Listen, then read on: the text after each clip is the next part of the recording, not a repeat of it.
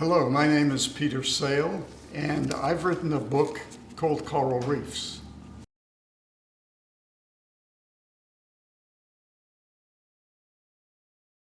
So why have I written a new book about coral reefs? I get asked that a lot. Some people think a person my age shouldn't do any new stuff. And others wonder how I could write anything that would be different to what's already been written.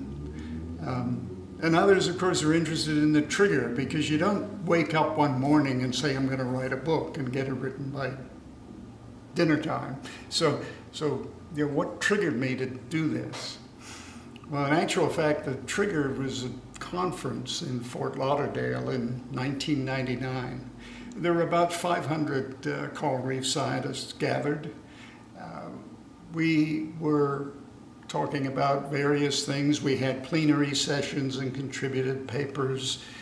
We had exciting poster sessions. You know, that's where students and scientists put up posters of their current research, and then they try and entice people with exciting stories about what they're doing.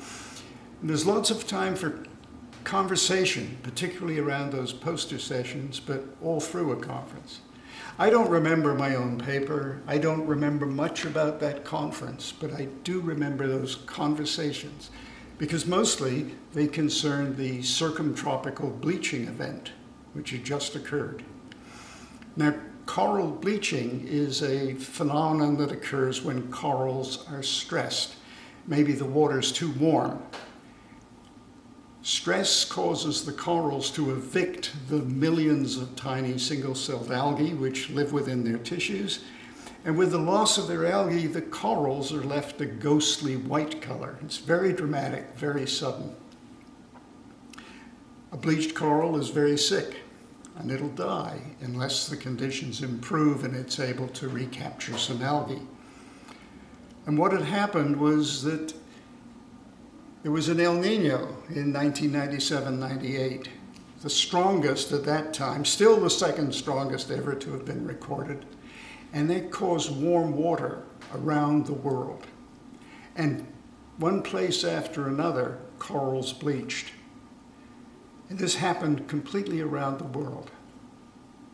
That conference was the first opportunity that many of us had to talk to people who'd been present at particular places where the bleaching was occurring.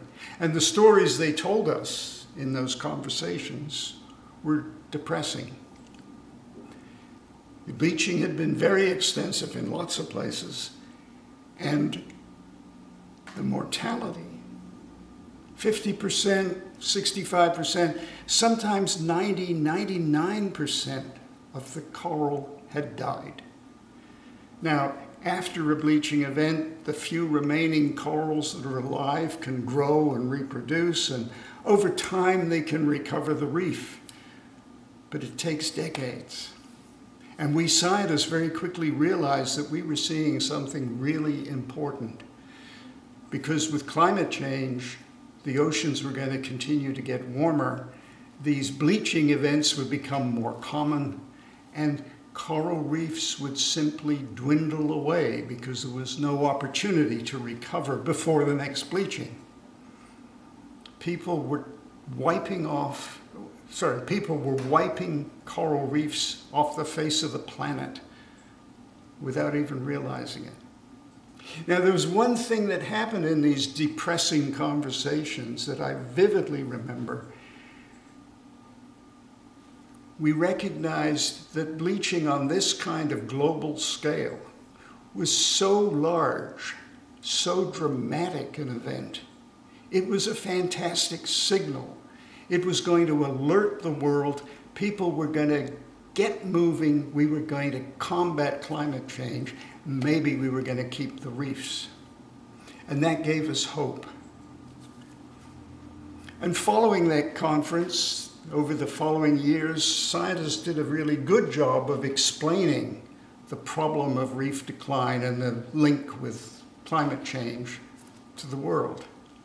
The media did a really good job of reporting on every bleaching event that occurred, and there were lots of them. And anybody who was interested at all in environmental stories learned that coral reefs were in trouble. Coral reef decline became one of the examples of the kinds of environmental damage that climate change was doing. But the signal that was going to alert the world didn't have that effect. And it took us a long time to realize it. It took me nearly 2 decades to realize that telling people about coral reef decline again and again and again was not going to cause people to care. Basically, the story of what climate change was doing to coral reefs was just another sad environmental story. It was something to be sad about for a few minutes, and then you got on with your life. People didn't care. I realized eventually that we needed a new approach. We had to make reefs real to people. We had to make reefs something that one might care about, be interested in, be concerned for. Instead of talking about all the death and destruction that was going on, we needed to talk about why coral reefs were so fascinating, why they were so wonderful, why we were so captured by them. And so that's what I've tried to do. This book is my attempt to make coral reefs real to people and make people want to care for them. So we talk about the wonder of reefs, because they really are wonderful. They are one of the most amazing things that evolution has created on this planet.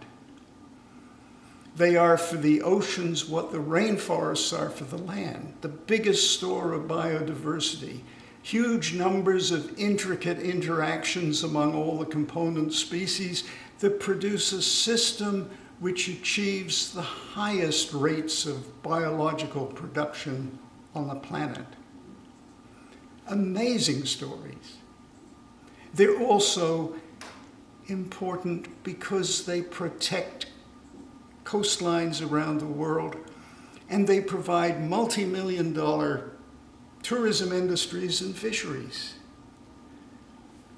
We need them. Coral reefs can enrich our lives.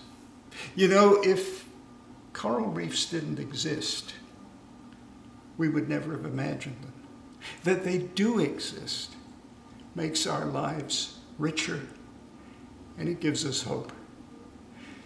The book's available as an ebook and as a paper hardcover volume. I encourage you to find a copy and read it. Thanks very much.